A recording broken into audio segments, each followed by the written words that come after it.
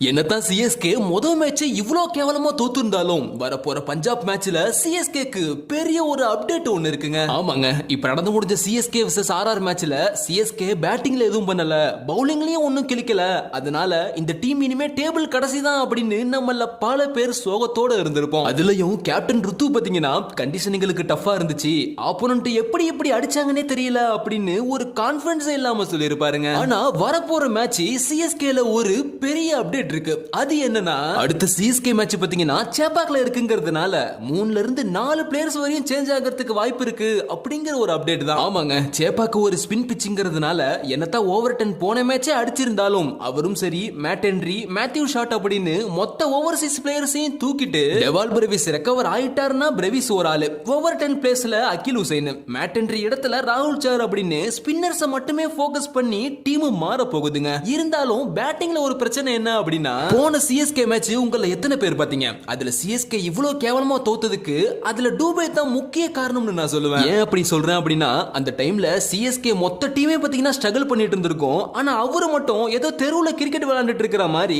ஜடேஜாவோட அந்த டைம்ல போட்டி போட்டுட்டு இருந்திருப்பாரு. டூபே மொத பால் 6 அடிக்கும் போதெல்லாம் நல்லா தான் இருந்தது பாக்குறதுக்கு. ஆனா அவர் அவுட் ஆனதுக்கு அப்புறம் தான் தெரியுது இவ்ளோ நேரம் ஜடேஜா கூட ஈகோ கிளாஸ்ல இருந்துட்டு அதுக்கப்புறம் அவுட் ஆயிருக்காருன்னு. இப்போ நான் கேட்கிற ஒரு கேள்வி என்ன அப்படின்னா, மிடில் ஆர்டர்ல பிரவிஸும் கீழே தோனியும் இல்ல, எல்லாருமே பாத்தீங்கன்னா புது ஆளு தான். அப்போ கைக்வாடு மாத்திரையை ஓபன் பண்ண விட்டுட்டு கொஞ்சம் கீழே ஆடி இருந்தாரு அப்படின்னா கண்டிப்பா மிடில் ஆர்டர் ஸ்ட்ராங்கா இருந்திருக்கும். இல்ல அப்படின்னா சாம்சன் ஆச்சும் பாத்தீங்கன்னா ஒன் டவுன் போயிருக்கலாம். சிஎஸ்கே மேனேஜ்மெண்ட் இந்த ஒரு சிம்பிள் ட்ரிக், அதாவது இந்த சின்ன விஷயத்தை கூட யோசிக்கல அப்படின்னு நினைக்கும் பொழுது மனசுக்கு ரொம்ப கஷ்டமா இருக்குங்க. சரி, இப்போ அடுத்த மேட்ச் பாத்தீங்கன்னா பஞ்சாபோட. அங்க பஞ்சாபும் பாத்தீங்கன்னா சூப்பரா ஃபார்ம்ல இருக்குன்னு சொல்லிட முடியாது.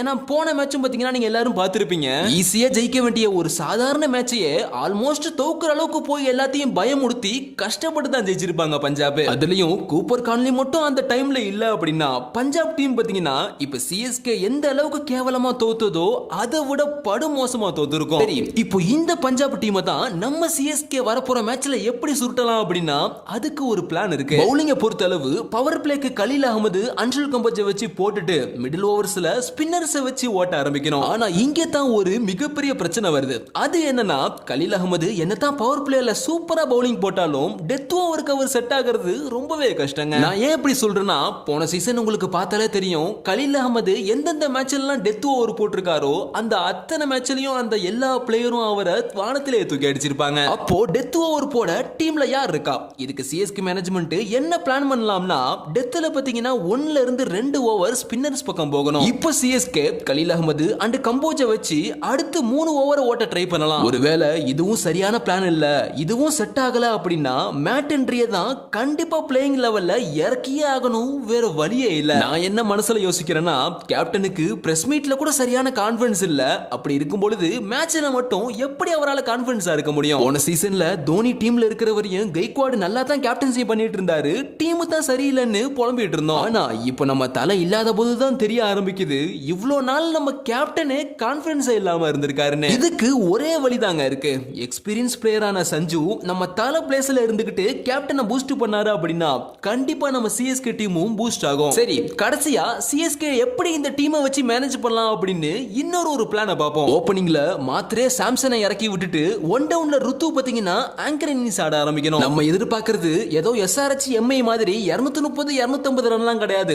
அதிகபட்சம் ஒரு 180ல இருந்து 200 வரையும் ட்ரை பண்ணலாம். ஏன்னா பஞ்சாப் வீக் அப்படின்னா அதுக்குன்னு ரொம்ப வீக்னு நான் சொல்ல முடியாது. என்னதான் பஞ்சாப் ஜிடிக்கு எதிராக அந்த மேட்ச் ஸ்ட்ரகிள் பண்ணாலும் அந்த 162 ரன்னை ஒரு வழியா கடைசில சேஸ் பண்ணி முடிச்சிட்டாங்க. சோ நல்ல பவுலிங் இருக்கிற ஜிடியவே பஞ்சாப் சேஸ் பண்ணிட்டாங்கன்னா நம்மலாம் எந்த மூளைக்கு? அதனால பேட்டிங் ஸ்டார்ட் ஆனதுல இருந்து கொஞ்சம் பொறுமையா ஆட ஆரம்பிச்சு ஒரு 10 ஓவருக்கு அப்புறம் அடிக்க ஸ்டார்ட் பண்ணணும். அப்படி இப்படின்னு ஒரு 150 ரன்னுக்கும் மேல வந்துட்டா போதும், அடுத்து பவுலிங் வரும் பொழுது ஏதாவது பண்ணி பஞ்சாப்பை சுருட்ட ட்ரை பண்ணலாம். அதுலயும் நம்ம நூர் அகமது பாத்தீங்கன்னா சேப்பாக்கல எவ்வளவு எஃபெக்டிவா இருப்பாருன்னு நம்ம எல்லாத்துக்குமே தெரியும். ஏன்னா போன சீசன்ல சேப்பாக் ஸ்டேடியத்துல அவரோட சுழல் பந்துல அத்தனை பேட்ஸ்மேனும் கதை கலங்கி போயிருப்பாங்க. கலீல் அகமதும் போன மேட்ச் ஒத்தாலா நின்று சூப்பரா பவுலிங் போட்டிருப்பாரு. இவர் மட்டும் அந்த டைம்ல பவர் பிளேல பவுலிங் போடல அப்படின்னா சிஎஸ்கே அடிச்ச வெறும் 127 ரன்ன ராஜஸ்தான் ராயல்ஸ் வெறும் 5 ஓவர்ல சேஸ் பண்ணிருப்பாங்க. அதனால நூர் அகமது, கலீல் அகமது இந்த 2 பேரையும் மட்டுமே வச்சு